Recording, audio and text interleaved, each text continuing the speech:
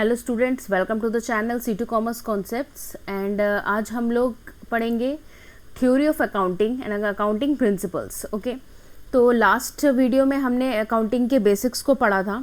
ठीक है, उसमें उसकी मीनिंग, डेफिनेशन, कैरेक्टरिस्टिक्स, ऑब्जेक्टिव्स, उसकी ब्रांचेस को हमने बहुत थोरली उस चीज़ को हमने पढ़ा था। तो आज जो है हम इसके अकाउंटिंग प्रिंसिपल्स को पढ़ेंगे कि कैसे हमारे अकाउंटेंट्स से हमारे बिजनेस रन करता है, कैसे उन प्रिंसिपल्स जो है वो फॉलो किए जाते हैं। Okay, now let's start.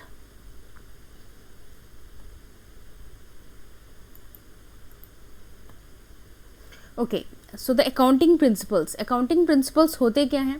Accounting principles एक जनरल गाइडलाइंस होती हैं जो कि वर्ल्ड वाइड एक्सेप्टेबल होती हैं।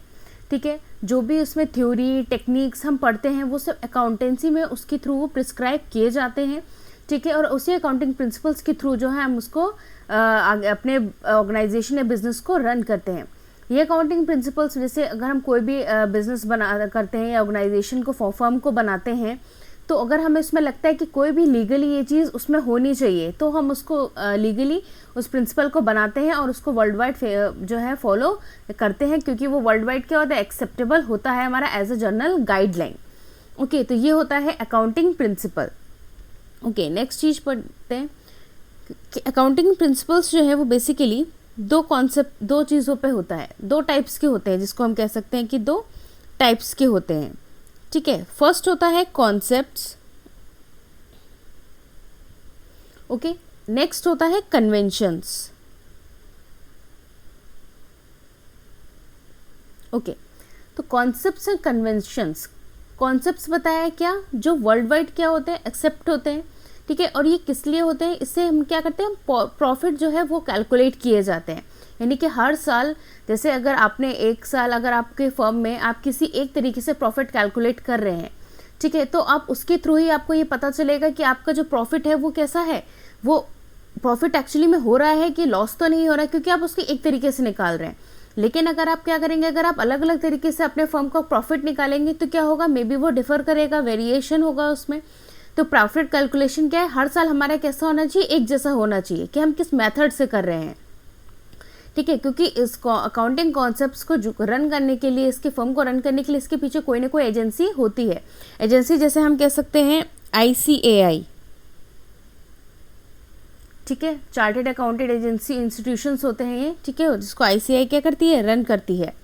ठीक है, अब कन्वेंशंस, अकाउंटिंग कन्वेंशंस क्या होते हैं, बेसिकली अब इसको फॉलो नहीं किया जाता है, क्योंकि इसको जो फर्म होती थी वो फॉलो करती थी। ठीक है, कि जैसे ये लोग क्या करते थे कि एक फर्म में उसको ना लास्ट में जब प्रॉफिट कैलकुलेट करते थे, तो उसको क्या करते थे, ये लोग अपने उस फर्म को डिवाइड कर देते थे छोटे छोटे सेक्टर्स में, कि लास्ट में जाके उनको क्या हो, उनको प्रॉब्लम ना हो उस प्रॉफिट को निकालने के लिए। तो वो एक उसको छोटे छोटे पार्ट्स में उसको कट कर देते थे, उसको डिवाइड कर देते थे, कि जिसके थ्रू क्या कर सकते हैं, वो अपने उस प्रॉफिट को निकाल सकते हैं अपने आप, क्योंकि वो फर्म वो खुद बनाया कर, वो खुद की फर्म होती थी। मतलब वो फर्म किसी के ऑर्गेनाइजेशन की नहीं होती थी, वो किसी के अंडर में नहीं वो करते थे, वो उनकी खुद की फर्म होती थी। इसलिए वो अपने बनाए उस फर्म को हर क्या करते थे, हर साल उसको फॉलो करते थे, और इसलिए उसको फॉलो करने के बाद उसको क्या करते थे, अपने अकॉर्डिंग उसको डिवाइड करते थे। तो ये था कॉन्सेप्ट्स एंड कन्वेंशंस।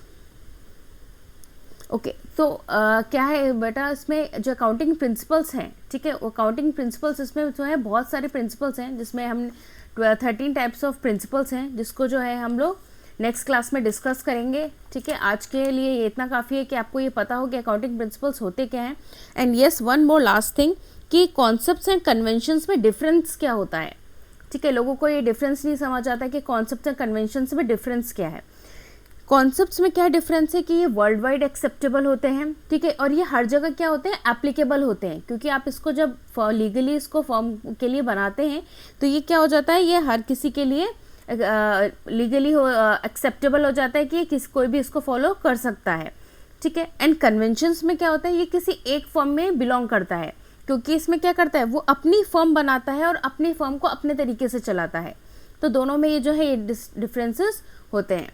तो स्टूडेंट्स, आज के लिए बस इतना ही। नेक्स्ट क्लास में हम प्रिंसिपल्स, एक एक प्रिंसिपल्स को अच्छे से पढ़ेंगे। ठीक है, that's for all today. Thank you class.